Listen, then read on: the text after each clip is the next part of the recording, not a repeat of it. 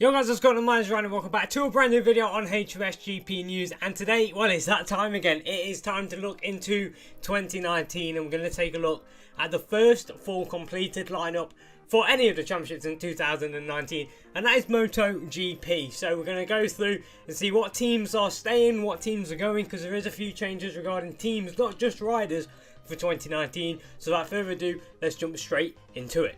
So we'll start off with what will probably be the championship winning team at the end of 2018 with Marc Marquez. He's staying where he is. He's doing yet another year with Honda. He's obviously been there since 2013 when he won the debut championship, but they will be alongside five-time world champion Jorge Lorenzo, who makes his second team change in the space of 4 years. Will he be able to adapt to the RC213V and challenge Marquez in the first year, or will it be a Ducati repeat where it takes a few years to get up to speed? Andrea Dovizioso will continue another year in red with the Ducati team, a team that he has took 10 wins with so far in his Ducati career, and the 2004 125 champion will be joined by Danilo Petrucci, who gets promoted up from the Alma Pramac team after a positive couple of seasons in red, white and blue. Both of the Italians will be riding GP19s in the 2019 season and will both be trying to get as close to the championship and challenging Marc Marquez and the Repsol Honda team.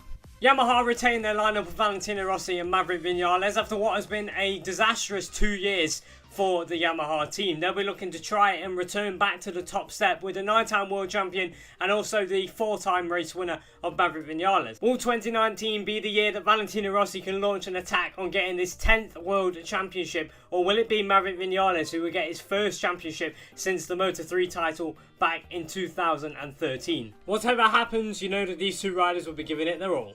Over to Suzuki now, and they retain Spaniard Alex Rins, but bring in a new rider for 2019 to replace Andrea Iannone, and that is current Moto2 protege Johan Mir, the 2016 Moto3 rookie and 2017 Moto3 champion.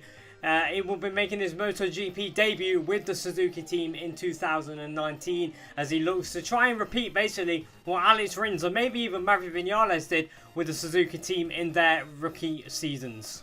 After what has been a tough year for Aprilia, they have been able to re-sign Aleix Espargaro, but this time he will be joined by Italian Andrea Iannone, who joins the Italian manufacturer for 2019. They also brought in the test rider Bradley Smith to try and aid them to get nearer to the front for 2019, and it's a good start by signing obviously a race winner and a podium finisher Andrea Iannone, and also Aleix Espargaro staying there, who has obviously a lot of years behind him with the Aprilia.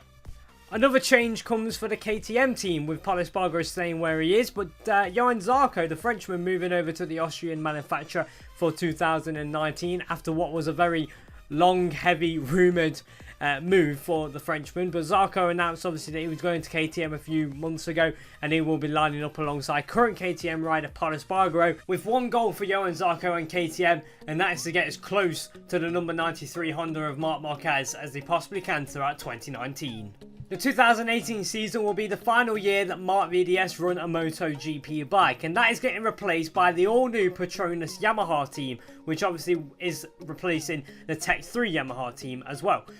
They are able to sign Franco Morbidelli and two-time Moto2 winner Fabio Quartararo for their brand new project, so it'll be interesting to see how this new Yamaha team develops throughout the year. Obviously with Yamaha's issues as well, it could also maybe help them get nearer the front.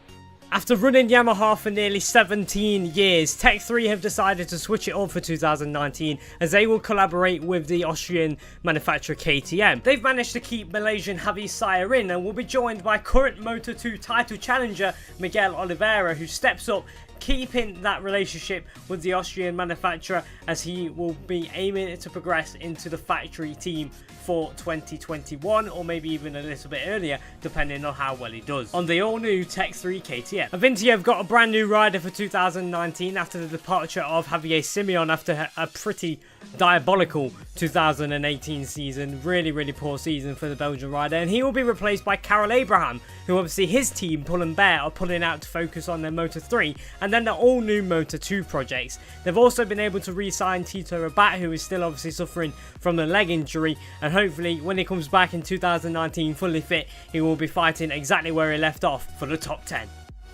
LCR Honda remains unchanged for 2019, keeping Britain's Cal Crutchlow, who extended his contract with Honda for 2 more years, and they also retain Taka Nakagami on the Idemitsu LCR Honda, and it's going to be another good year because Crutchlow is obviously getting better and better. He seems to get a little bit more consistency now, despite his crash in Aragon, and then also Taka Nakagami in his 2nd year, what will be in 2019. So he's got a year under his belt, and it's now time to show us what he can really do. With the departure of Danilo Petrucci, Elmar Proac needed a new rider, and that will be Francesco Bagnaia, who will step up into the MotoGP category for 2019 after what he hopes will be a championship winning year in 2018, as he aims to win the championship with the Sky VR46 team. He will be partnering current rider in that team, Jack Miller. Australian's Jack Miller will obviously jump on the 2019 bike, whereas Bagnaia will be running 2018 bike for the 2019 season. So that is it. That is how the 2019 lineup looks as we head into the final couple of rounds of 2018. Let us know down in the comments section below what lineup you are most excited to see when we get to the test in November after the final round of the season, and let us know what maybe, you know, rider has gone to a team that you didn't want them to do. So for example, you know, should Lorenzo have stayed with Ducati? Let us know what you think down in the comments below, and I'll see you guys next time. Until then, thank you for watching and goodbye.